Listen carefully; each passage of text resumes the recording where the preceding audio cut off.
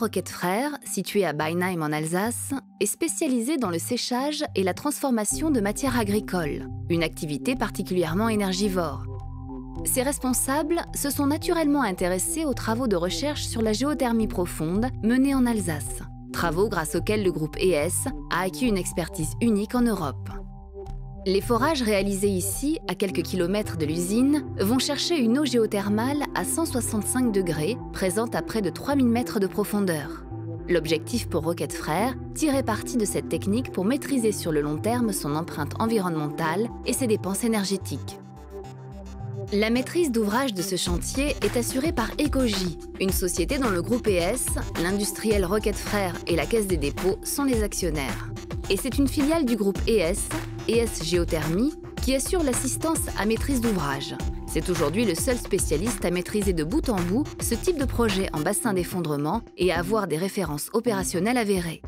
La démonstration en a été faite à Soultz-sous-Forêt, un site mondialement reconnu par la communauté technique et scientifique.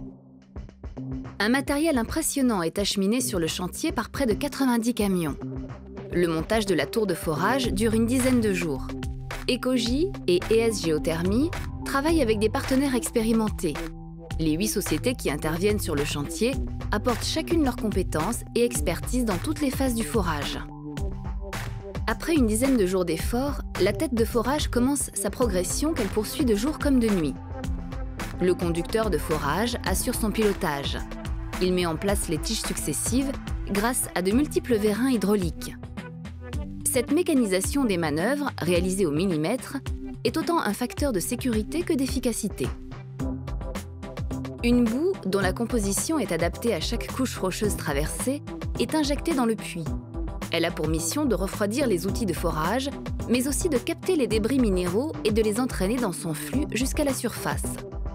Ces débris rocheux sont alors analysés par des géologues qui contrôlent ainsi la nature des couches traversées et dressent une carte souterraine précise. Pour les aspects géologiques et sismologiques, ES Géothermie collabore étroitement avec des équipes scientifiques de l'Université de Strasbourg.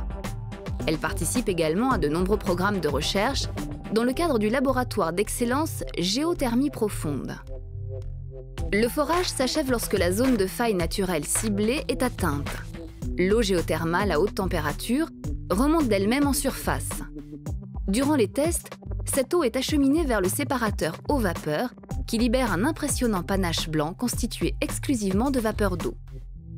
Pour s'assurer du bon fonctionnement du puits et connaître ses performances, des mesures très pointues sont réalisées et analysées dans la durée.